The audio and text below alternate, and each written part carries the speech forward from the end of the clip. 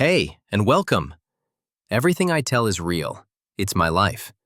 This is a challenge for me because I am opening up about my own experiences. I hope my stories can be helpful to someone. Enjoy! I was 35 when my world turned upside down. My marriage of nearly 6 years crumbled, leaving me, my ex-wife, and our sweet 5-year-old son to navigate a new reality. Divorce wasn't a word I ever thought I'd face. It wasn't easy. Far from it.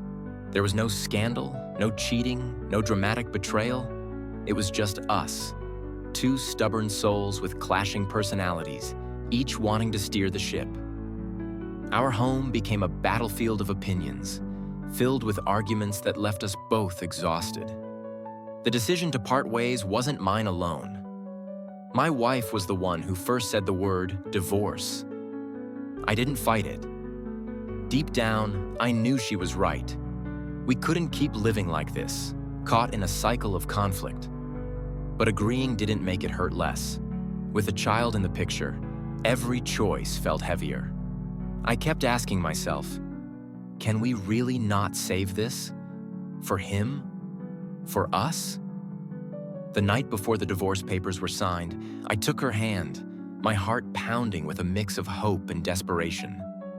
We sat on the couch, the same one where we'd once laughed and dreamed together. "Can we try one more time?" I asked, my voice barely steady. Her answer was a quiet, firm no. She'd already pictured a life without me, free from our constant tug of war. Her friends, always ready with advice, cheered her on from the sidelines. I couldn't help but wonder, how can someone who's not in your marriage know what's best for it? As a man, the divorce hit me hard. I grew up in a tight-knit family where love and commitment were sacred. To me, this wasn't just a breakup. It was a failure, a stain on my pride. I felt like I'd let everyone down, especially our son. How could I let our family fall apart? The weight of that question haunted me, carving a deep scar I still carry. But life didn't stop, and neither did we. Surprisingly, after the divorce, my ex-wife and I found a way to get along, better than we ever did as a couple. We talk, we laugh, and sometimes we even spend time together for our son's sake. Seeing his little face light up when we're all together makes it worth it. But there's a catch. The more time we spend together, the harder it is to let go of the past. Old habits creep back, whispering, "What if?" My heart tugs at the idea of fixing things, but my head knows better. We can't erase the past. Our history, our flaws, our fights, they'd follow us like shadows. Now, a year later at 36, I'm figuring out what it means to be free. The first few months after the divorce were a blur of pain and possibility. I was raw, searching for anything to fill the void. I threw myself into dating, downloading every app I could find. To my surprise, meeting women was easier than I expected. I was hungry for connection, for deep conversations about life, love, and what it all means. I poured my heart out in messages, sharing my story, my fears, my hopes, and women responded. They saw something real in my words, and within days, I'd be sitting across from someone new, my heart racing like I was a teenager again. I'll never forget my first date after the divorce. Her name was Sarah, a kind, down-to-earth girl with a warm smile.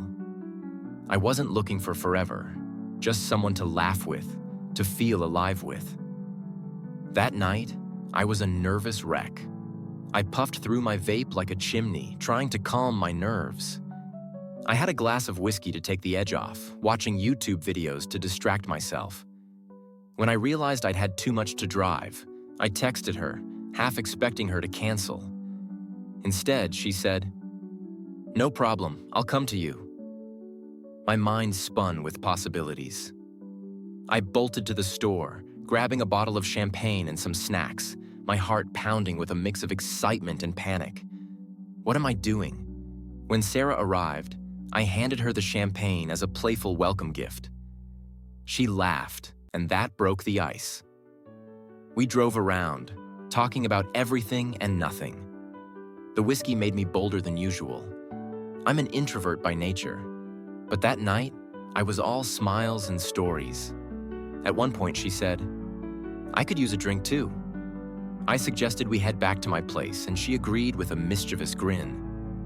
Back home, we sipped champagne, played music, and talked until the hours slipped away. The air buzzed with something electric. When I jokingly said, "I should probably get to bed," she replied, "Let's go." My heart skipped a beat. That night was a whirlwind of laughter, connection, and a spark I hadn't felt in years. The next day, Sarah left, but she texted that evening, wanting to meet again, without the champagne this time. I froze. I wasn't ready for anything serious. I told her as much, and though she was hurt, we didn't meet again. Still, that night gave me a boost I didn't know I needed. It reminded me I could still charm, still connect, still feel like me. The dating adventures didn't stop there. Soon after, I met Emma, a woman who swept me off my feet with her playful, flirty texts. From the first message, she was bold, unafraid to talk about life, love, and even sex with a wink and a smile. Our chemistry was instant, like a spark that kept growing. We met up, and what started as one date turned into an adventure that lasted weeks. There was something about her laugh, her confidence, that made everything feel easy. She taught me a trick about opening up to people in a way that builds trust fast, something I'm still itching to try. But that's a story for another day. Being 36 and single is a strange, thrilling ride. Some days I feel on top of the world, full of confidence and possibility. Others, I miss the life I thought I'd have. But through it all, I'm learning who I am without the weight of a failing marriage. I'm finding joy in the small moments, late-night drives, flirty texts, and the rush of a first kiss. This is my story, and it's far from over. Stick around, because there's more to come. Subscribe, and I will soon share my adventure with Emma. Thanks.